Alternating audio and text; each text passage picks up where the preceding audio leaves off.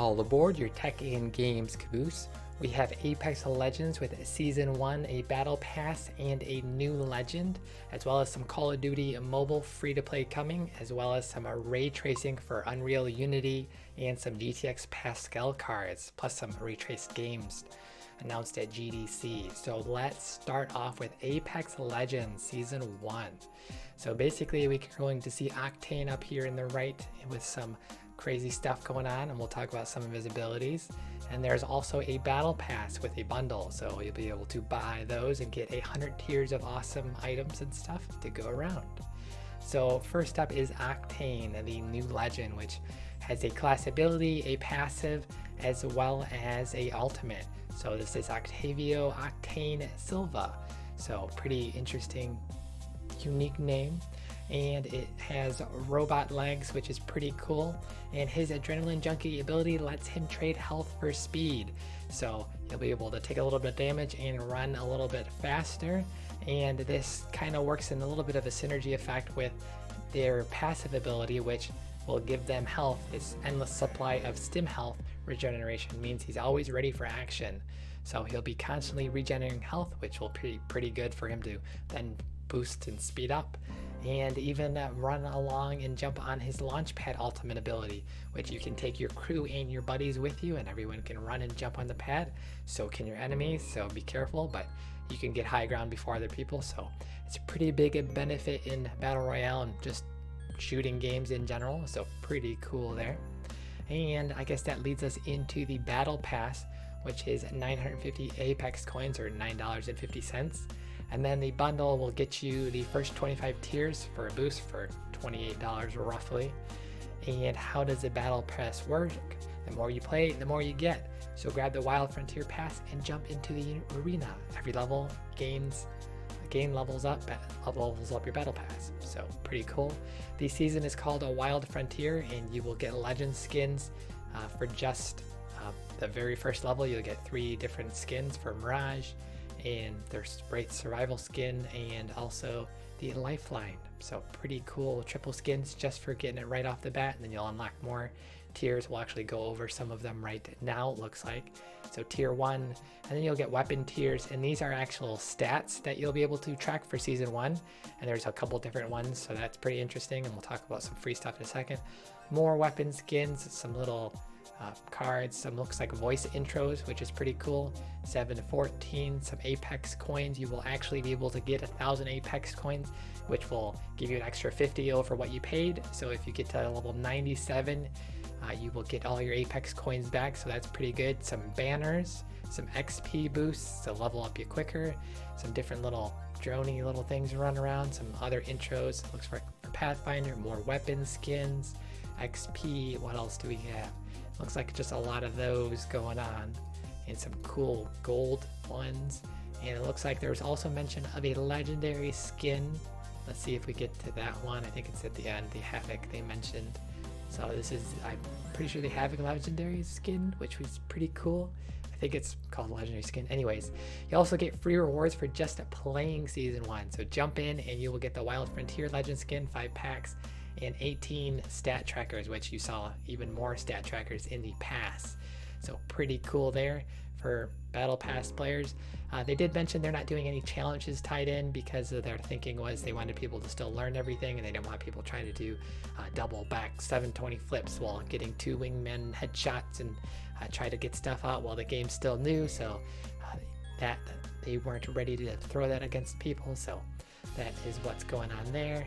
And so tomorrow is when it's launching, the 19th, and you will be able to get to the battle pass and start playing Octane. So pretty crazy Apex Battle Royale stuff going on.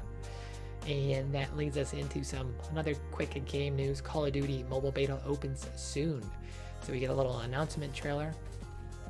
We're going to see some classic maps from Call of Duty, as well as Modern Warfare, or different stuff going on there for team death matches and everything. So mobile, we get some actual gameplay footage, fight alongside your friends. So this is just multiplayer maps and stuff. You can sign up. We'll leave a link down below where you can sign up and get potentially early access And not everyone's obviously going to be picked, but you'll be able to beta it out a little bit in early access kinda. And here's a couple slides. Some stuff you can do is Modern Warfare series, some of the multiplayer, so I believe Team Deathmatch and some frontline modes, and I believe Crash was one of the maps, as well as Nuketown. So a lot of different classic stuff you can jump into on your phone, so you take it anywhere you want. So pretty cool for games. And then some tech and more game style stuff is from Ray Tracing. So this was some GDC announcements. So Unreal and Unity are going to do some cool illumination with rays and lighting. So what we're seeing here is Unreal Engine 4 supporting ray tracing is out now in preview, and Unity announced that starting April 4th they will be optimized for production focused. So real-time ray tracing support with custom experimental builds available on GitHub. So cool there. And that means that GTX GeForce drivers are also coming sometime in April, and we get some cool benchmarks and numbers for ray tracing for Pascal cards. So this is, here's a GTX 1060. This is, I believe, the lowest tier Pascal card that will be enabled for ray tracing, DXR. So breaking down ray tracing, that goes through a little bit of cool information. So basically the rays will intersect with triangles, and BVH is how it's calculated through some denoising algorithms, and that's roughly the idea of ray tracing. So we actually get to see some more breakdown in one Metro Exodus frame, and we get to see actual numbers here based in a way. So the GTX 1080 Ti card is being compared with the regular RTX 2080, the non-Ti, and we get to see the FP32 cores. This is one frame, this is rendered out, and then we get to see the difference between a 1080 Ti and then basically no RT cores for the Turing card. So we get to see some Int32, this is the Turing core specific boosts, and then we get to see RT cores plus DLSS. So it's going to shrink that time down even more and render it really fast, and that'll increase your RT cores. Here's a little giant boost right there, and then some tensor cores doing some work as well. And then here's a little bit more of a breakdown with some peaks as well for teraflops if you like that stuff. That was there, you can check it out and read a bit more. But we get to see actually 3 games benchmarked with some real numbers going on. So the 1080 Ti is around 18 FPS, and then we see the Turing RTX 2080 no RT cores around 22, 23 FPS. So a small boost there. And then we see the RT cores be a big leap up to around 49, 50 FPS. And then DLSS takes us over 60 FPS. So this is 1440p resolution with ultra ray tracing. So the 1080 Ti card and other GTX Pascal cards could be usable at low RT settings. So you probably get 30, 40. We'll have to see what the actual numbers are, but you could definitely get some ray tracing performance, ray tracing utilization out of the lower end of settings with some more frame rates. And then Shadow the Tomb Raider, not too much of a difference. We get a 2x from the 1080 Ti all the way up to DLSS, up to the 2080. So you'll get some ray tracing in Shadow of the Tomb Raider whenever they throw that out there. And at Battlefield 5, we see a little bit less of a difference here. Battlefield 5 has a lot of ray tracing performance optimization. They had like 2 or 3 patches to go through, and plus some DLSS stuff.